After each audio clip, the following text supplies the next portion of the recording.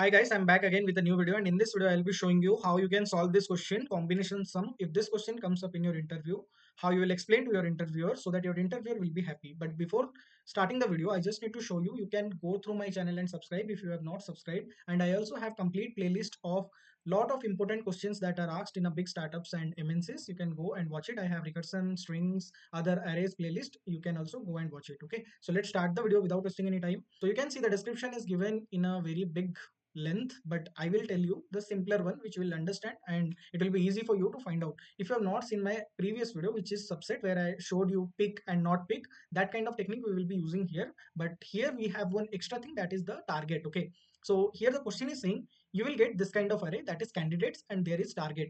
And you can think you are given a task to find out those pairs which sum up to 7. You have to find out that pairs and give it to us, and you have to return a nested array. Okay, and there should not be duplicates. Like if 223 is there, you cannot write 232 or 322. That case also you should handle. Okay, so for solving this one we will be using recursion, but you should understand the logic. Once you understand the logic, now you can solve in any language, I assure you that.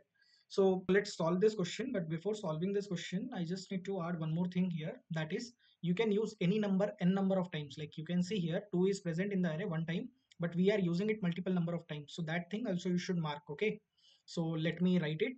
We will have our answer array which we will return at last, where we will be storing our answers.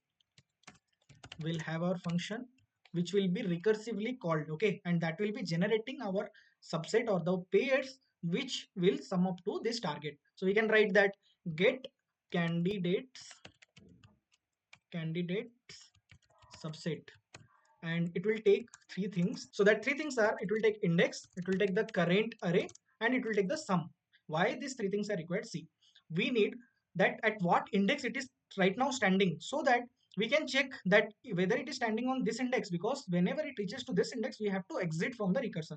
That's why it is taking index, and also it is taking index for insertion to this current array. Okay, because this will be array, initially it will be empty, we will be filling those pairs or those numbers which equals to this target. We will try filling those numbers. Okay, and if any of that is equal to this number which is given as target, we'll just push that to this answer.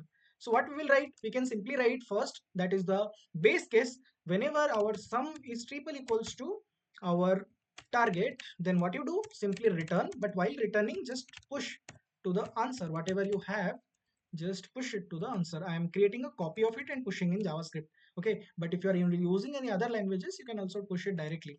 Okay, so then what we will be doing, we will be writing one more base case. when our sum, what we have right now in this array, like current array, if that exceed from this target, then it does not make any sense to go and check further, right?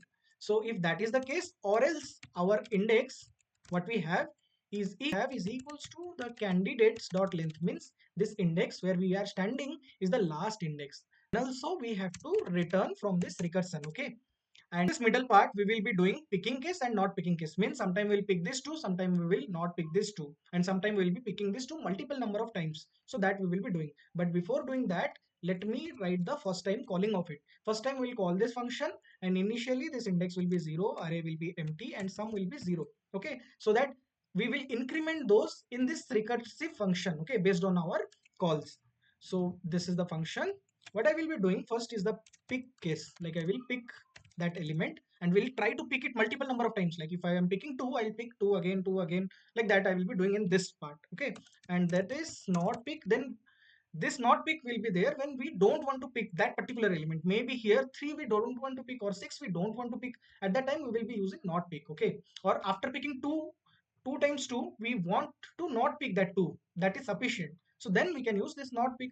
So we will be using this here. So see, for that what I will do, I'll just write current dot push whatever we have our candidates index, because that is the current element, we are pushing it inside this array. Okay, and then what I'll do, I'll just call this function with same index, because we can have multiple number of same elements in the pair.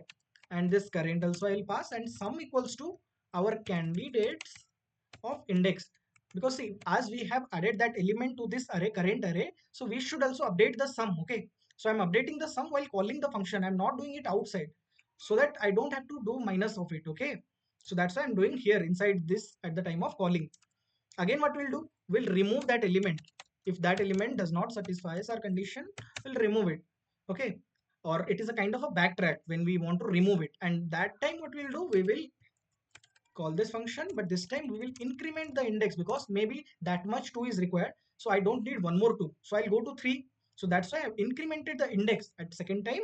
Then we'll have the current, and sum remains the same because we are not going to add any element. We are removing the previous element what is stored in the array. That means this sum what you are pushing it here remains the same because whatever you pushed here you removed from there. That's why I have not updated the sum. Okay, so if I run it and show it to you, so you can see 3 test cases passed. Let me submit my answer.